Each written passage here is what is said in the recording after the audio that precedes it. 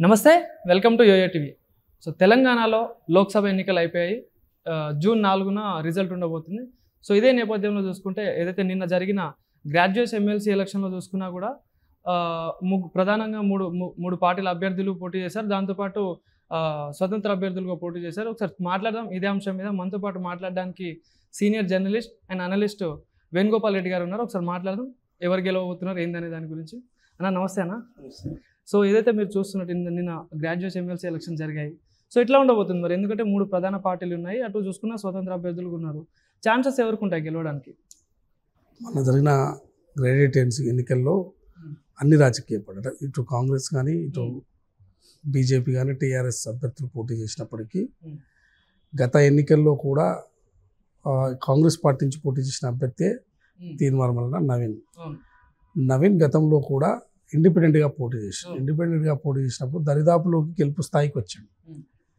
So ఇప్పుడు పరిణామాలను బట్టి కావచ్చు, వివిధ రాజకీయ పార్టీల అభ్యర్థుల బట్టి కావచ్చు, కాంగ్రెస్ పార్టీ అభ్యర్థిగా నిలబడినప్పటికీ మోర్ ఛాన్సెస్ అంటే ఎక్కువగా నవీనే గెలవే అవకాశాలు ఉన్నాయి.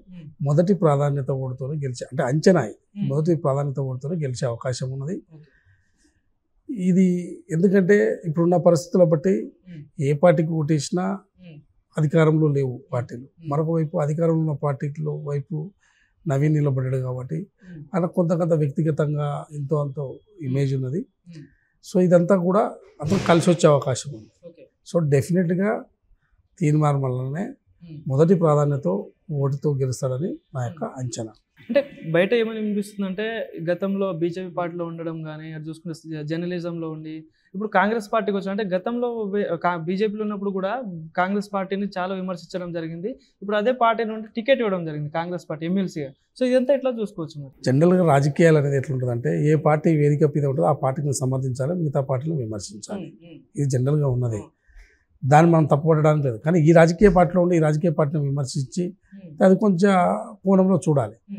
సో బీజేపీ ఉన్నప్పుడు కాంగ్రెస్ని తిడతారు కదా జనరల్, కాంగ్రెస్ ఉన్నప్పుడు బీజేపీని తిడతారు. ఇది జనరల్గా నడిచేది. సో ఒకరిపై విమర్శలు నడుస్తుంటాయి. సో అందులో భాగంగా గతంలో విమర్శించని చెప్పి భావించాలి తప్ప అనేది ఒక రాజకీయ కోణంలో చూడాలి తప్ప వ్యక్తిగత విమర్శలాగా చూడడానికి లేదు. ఎవరికి కానీ రాజకీయాల్లో వ్యక్తిగత విమర్శలు ఉండవు. సో రాజకీయంగా ప్రత్యర్థులుగా ఒకవైపు ఆరోపణలు చేసినప్పుడు ప్రత్యారోపణలు చేస్తున్నారు, ఒకవైపు ఏదైనా దుర్భాషలు ఆడినప్పుడు వాళ్ళు కూడా దుర్భాషలు ఆడుతారు. ఇట్లాంటి సంఘటనలు జరుగుతుంటాయి రాజకీయాలు. సో అందులో భాగంగానే జరిగాయని చెప్పి అనుకోవాలి. అది ఒక ఓన్లీ తీర్మానం వల్ల కదా, ఎవరైనా ఎనీ లీడరు ఈ విధంగా జరుగుతుంది అనేది మనం ఊహించండి. ఏ పెద్దగా ఏమున్నది. ఇంకోటి చూసుకుంటే అటు స్వతంత్ర అభ్యర్థుల విషయంలో చూసుకున్నా కూడా బక్కా జడ్సన్ గారు ఆయన కాంగ్రెస్ పార్టీ నుండి తీసేయడం కూడా జరిగింది. సో అంటే ఆయనకి ఏమైనా ఓట్ బ్యాంక్ ఏమైనా పడవచ్చు అంటారా? అంటే గెలుపు అవకాశాలు ఏమైనా ఛాన్సెస్ ఉంటాయా?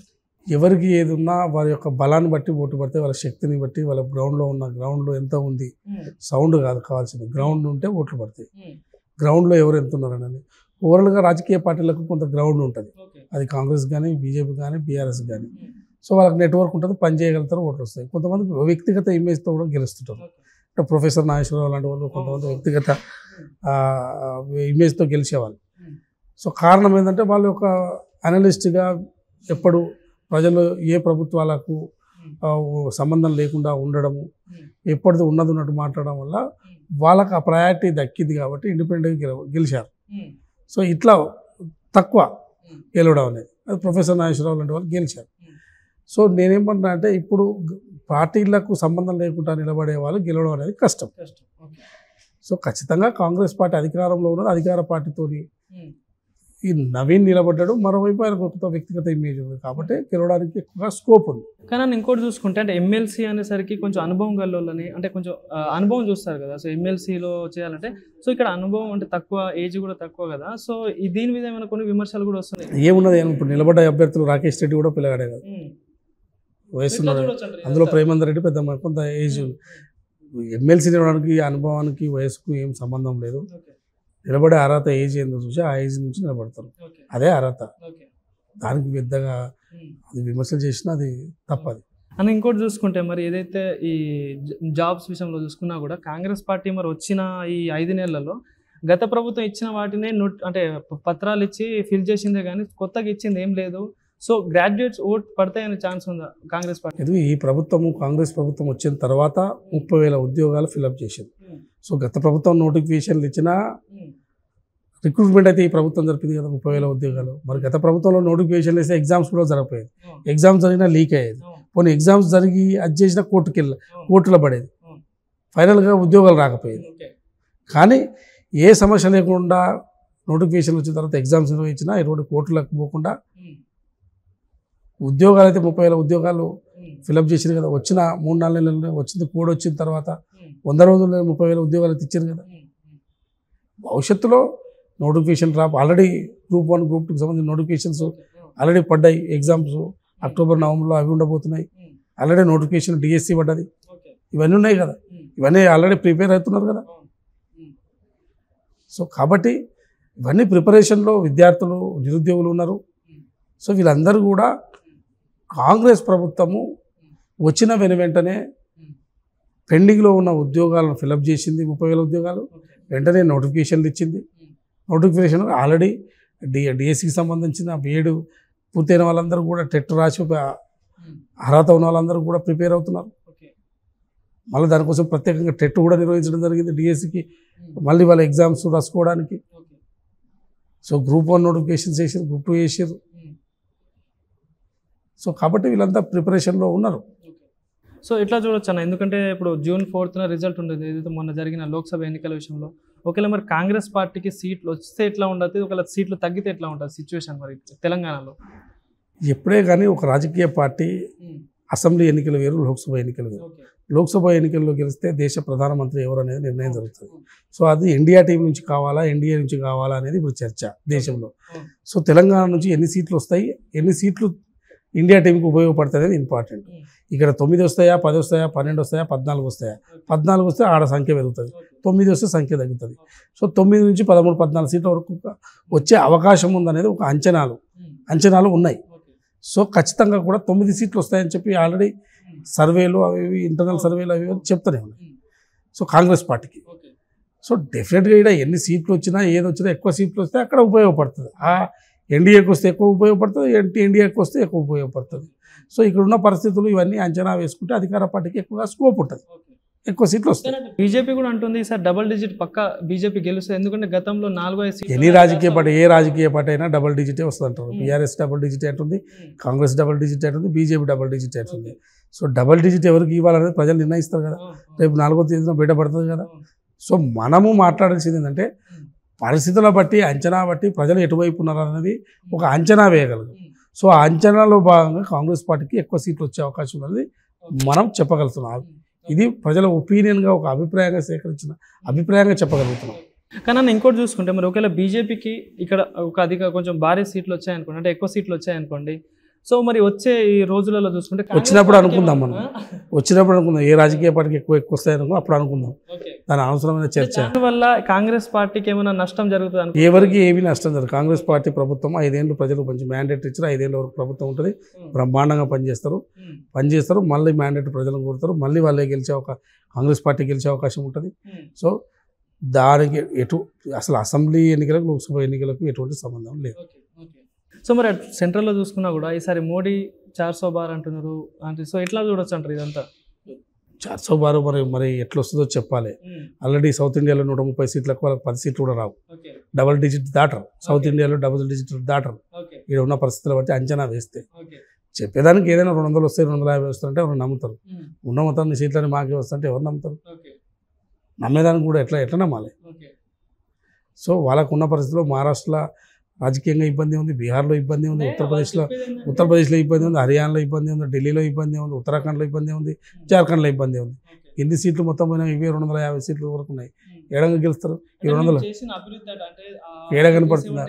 ఎవరికైనా ఒక పౌరునిగా నేను అడుగుతున్నా, ఏడ కనపడుతుంది అభివృద్ధి? ఒక పౌరునిగా నేను అడుగుతున్నా, ఏడ కనపడుతుంది అభివృద్ధి? అంటే వాళ్ళు చెప్తున్నారు మేము చేసినవి కనిపిస్తున్నాయి కదా. ఏడ కనపడుతుంది? ఏమి కనపడుతున్నాయి? వాళ్ళు చెప్పుకోవడానికి ఒక ఐకానిక్ ప్రాజెక్ట్ లేదు, ఒక ఐకానిక్ పథకం లేదు, ఒక ఐకానిక్ చట్టం లేదు, ఏమీ లేదు, ఏది చేయలేదు వాళ్ళు. ఓకే. సో మరి తెలంగాణ విషయం చూసుకున్నా మరి కాంగ్రెస్ పార్టీ పరిస్థితి ఎట్లా ఉండదు? ఒకవేళ కాంగ్రెస్ పార్టీకి సీట్లు ఏమైనా తగ్గితే తగ్గవు, ఎవరికి ఏది తగ్గవు, ఎవరికి ఎందుకని అంత టాక్ వినిపిస్తుంది? టాక్ ఎందుకు వినిపిస్తుంది? ఏడికి పడుతుంది టాకు? ఊరికే జరుగుతాయి అంతర్గత కుమ్ములాటలు? ఏడంగా జరుగుతాయి. ఎందుకు జరుగుతాయి? అంటే బీజేపీ నుండి కానీ అటు బీఆర్ఎస్ నుండి స్టార్టింగ్ నుండి కాంగ్రెస్ గవర్నమెంట్ వాళ్ళకి ఇప్పుడు ఒక రాజకీయ పార్టీ బురద జల్లడం చేసే కామెంట్స్ అవి. అది ప్రజలు నమ్మే అందుకోసమే కదా ప్రజలు వచ్చిన ప్రభుత్వాన్ని నిలకే కూలుస్తామన్నందుకు పార్టీకి రేపు లోక్సభ ఎన్నికల్లో చూడండి పర్సెంటేజ్ ఎంత పడిపోతుందో. కానీ ఇంకోటి చూసుకుంటే ఏదైతే కాంగ్రెస్ పార్టీ మేనిఫెస్టోలో పెట్టినట్టు డిసెంబర్ 9న రుణమాఫీ చేస్తా అన్నారు, అది కాస్త ఆగస్టుకు తీసుకొచ్చారు. ఇంకోటి 500 బోనస్ అన్నారు, అది కాస్త సన్న బియ్యంతోనే స్టార్ట్ చేస్తామంటున్నారు. సో అటు వచ్చే ఆగస్టులో సంక్షోభం తప్పదు కాంగ్రెస్ పార్టీకి అని చెప్పేసి అటు ప్రతిపక్షం ఏం సంక్షోభం అంటే కూలిపోతుంది. దేనికి కూలిపోతుంది? ఎందుకు కూలిపోతుంది? ఎవరు చెప్పింది ఇదంతా? ప్రజలలో ఎవరు ఎందుకు వస్తుంది వ్యతిరేకత? వచ్చింది 6 నెలలు కదా వ్యతిరేకత వస్తుందా? అనేవాళ్ళకన్నా ఉండాలి. అనేటప్పుడు మీరు మాత్రం కూడా ఎట్లా అడుగుతారు? అది కూడా కరెక్ట్ కాదు. సో అనేవాళ్ళు మస్తుగా అంటారు, వచ్చిన 6 నెలలకే కూలిపోతుందా?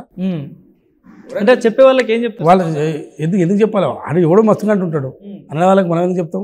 ఒక రాజకీయ పార్టీ వేదిక పెట్టుకున్న వాళ్ళు ఏదో ప్రెస్ మీట్ వేసి చెప్తే మనం దానికి సమాధానం చెప్పాలా? ఊగినే అదవుతుందా? ప్రజలు ఇచ్చిన తీర్పు అది 5 ఏళ్ళకు.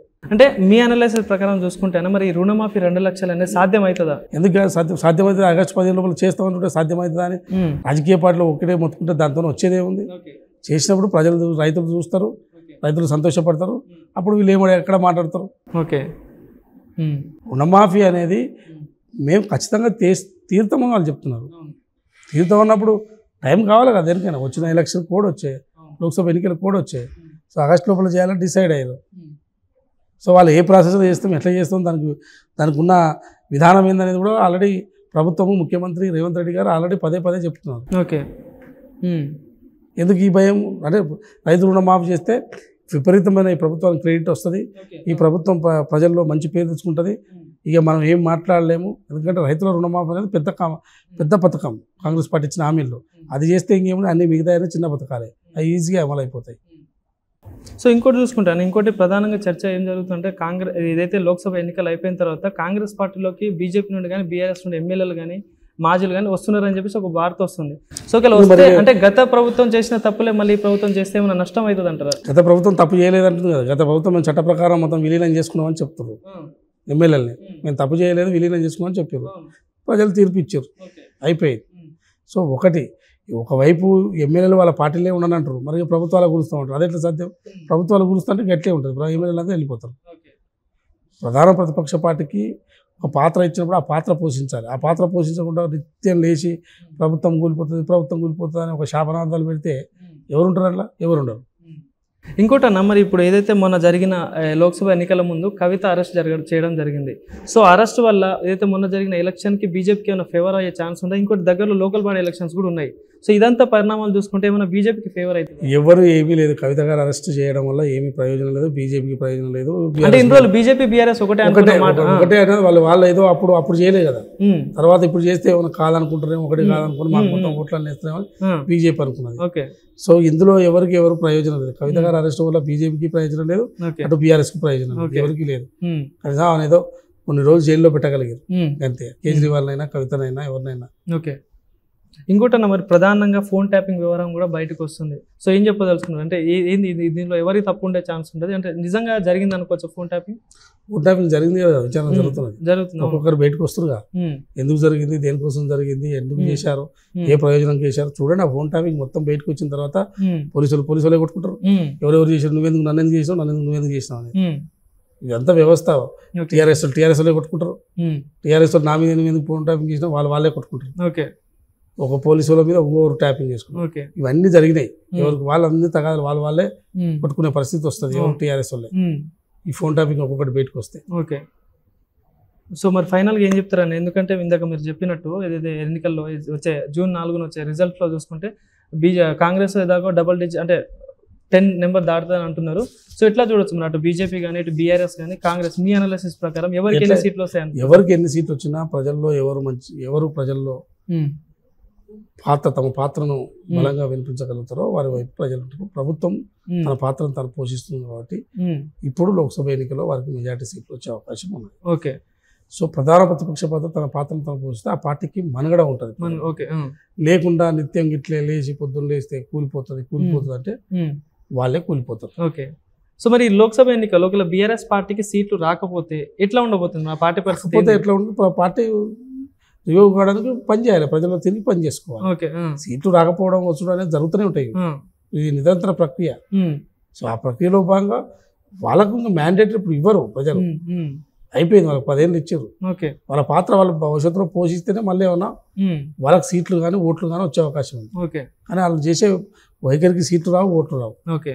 సో మరి కాంగ్రెస్ పార్టీ 6 గ్యారెంటీల విషయంలో మీరు చెప్పదలుచుకున్నారు, ఏం చెప్పదలుచుకున్నారు? ఎందుకంటే వాళ్ళేమో మొత్తం 6 గ్యారెంటీలు అమలు అయిపోయాయని చెప్పేసి కాంగ్రెస్ పార్టీ అంటుంది, కానీ ప్రజలలో చూస్తేనే కరెంటు కోతలు ఉన్నాయి, నీళ్ళ కష్టాలు ఉన్నాయని చెప్పేసి ప్రధానంగా ప్రచారంలో తెలుస్తున్న సంగతి. సో మీరేం చెప్పదలుచుకున్నారు ఒక అనలిస్ట్గా? ఒకటి, కరెంటు కోతలు అనేది గంటల కొద్ది కోతలు జరగట్లేదు. చాలా మంది అర్థం చేసుకోవాల్సింది ఏంటంటే అక్కడక్కడ కరెంటు ట్రిప్ అయిపోతున్నది. ఓకే. సో ఇది మెయింటెనెన్స్ ప్రాబ్లం. ఓకే. వచ్చిన గవర్నమెంట్ వచ్చింది 6 నెలల్లో మెయింటెనెన్స్, గత 10 సంవత్సరాలుగా విద్యుత్ శాఖలో మెయింటెనెన్స్ అనేది పూర్తిగా తప్పిపోయింది. కానీ అంటే ప్రధానంగా కేసీఆర్ పూర్తిగా మెయింటెనెన్స్ చేయక దాన్ని వదిలేసి, సో ఆ మెయింటెనెన్స్ ను చేయాల్సిన అవసరం ఉన్నది. ఆ మెయింటెనెన్స్ చేయడానికి సో ఇప్పుడు ఎక్కడెక్కడ ఏమేమి లూప్ హోల్స్ ఉందో పూర్తిగా విద్యుత్ శాఖ దాని ప్రయత్నంలో ఉన్నది. ఎక్కడ కూడా గంటల కొద్ది పోవట్లేదు. ఆ పోవడం ఎందుకు పోతుంది అనే దానికి సంబంధించిన మొత్తం కూడా పారేసని ఎత్తుకుతున్నాం. అది కంప్లీట్ అయితే ఏ ఇబ్బంది ఉండదు. ఎక్కడ పోయినా 5 నిమిషాల్లో 10 నిమిషాల్లో కరెంట్ పోతుంది. పోవడానికి కారణం ఏంటంటే గాలి వాన కావచ్చు, ఇట్లాంటి వర్షాలు వచ్చినప్పుడు కొద్ది ఇబ్బందులు వస్తాయి. అది గతంలో ఉన్నది, ఇప్పుడు ఉన్నది. సో ఇవన్నీ కూడా అధిగమించడానికి గత ప్రభుత్వం చేసిన తప్పులు సరిదిద్దడానికి ఇంకా మరింత కొంత సమయం పడుతుంది. ఓకే, రైట్ అన్న, రైట్. థ్యాంక్ యూ అన్న.